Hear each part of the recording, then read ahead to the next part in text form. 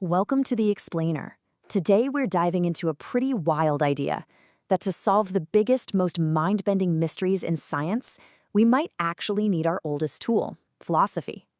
We're going to break down how this partnership works right at the frontier of what we know, and we'll be leaning on some amazing insights from the philosopher of science, Dr. Sam Barron. So it really all boils down to this one question. I mean, think about it.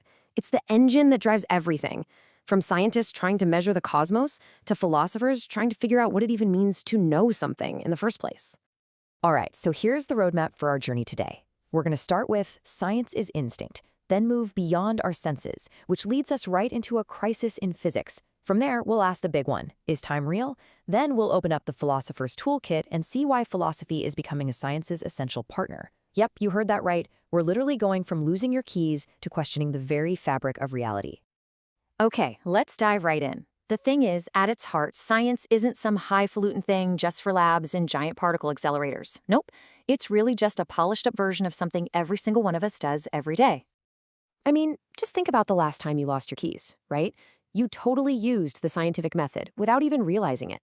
First, you made a hypothesis. Maybe they're in my pants pocket. Then you ran a test, you actually checked the pocket, and finally, you reached a conclusion. Yep, here they are. That simple, logical loop, that's the absolute bedrock of all science. But here's the catch. That whole instinctual method, it works great for things like keys. But what happens when the problems get, a little bigger than that? What happens when our own senses, our own built-in biases, start getting in the way?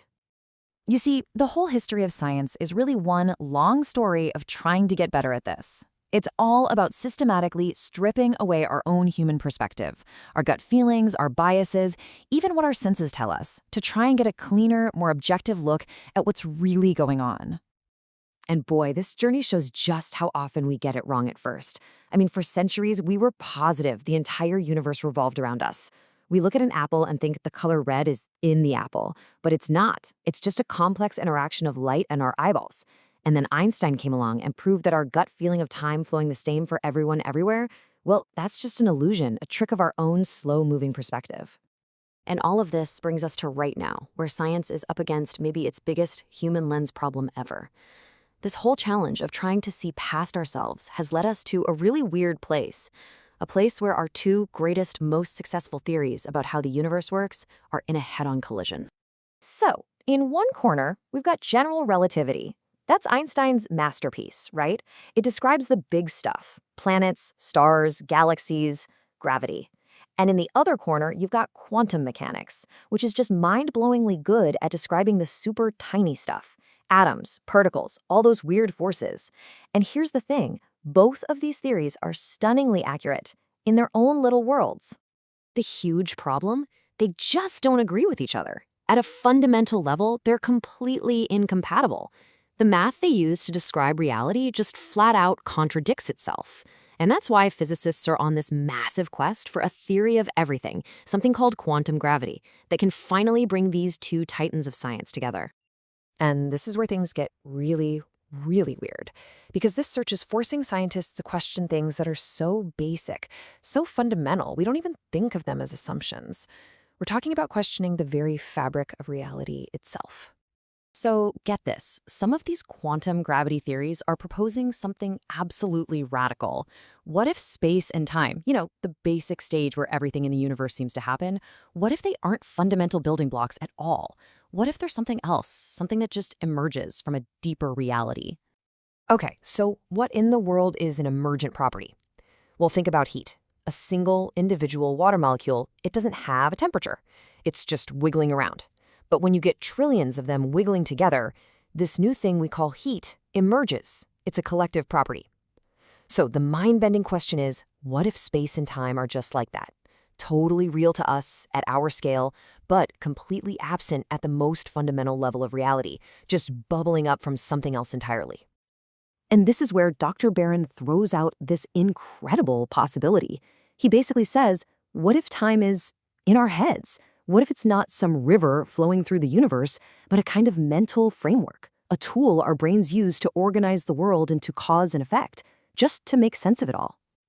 Okay, so this creates a massive problem, right? If these new theories are talking about a reality that's so deep, so fundamental, that we can't possibly build an experiment to test it, then what do we do? How do you pick which idea to follow? How do you even do science when you've run out of data?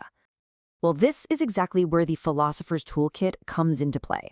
When experiments aren't an option, physicists have to judge these competing ideas based on what they call theoretical virtues. Things like, is it simple? Occam's razor. Does it explain a ton of stuff? Is the math behind it beautiful and elegant?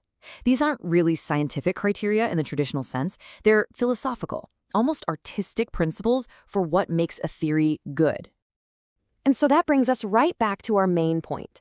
When you get out to the absolute bleeding edge of knowledge where you can't just run an experiment, well, science and philosophy suddenly aren't separate things anymore. They have to work together. They become essential partners.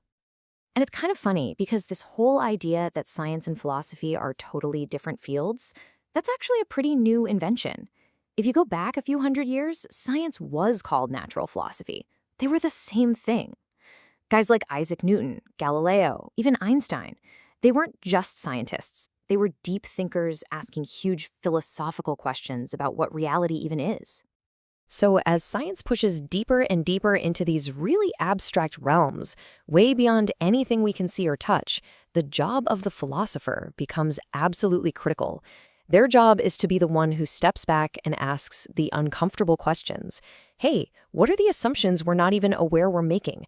What belief, like time being real, might be the very thing that's holding us back? And that's really the big takeaway here.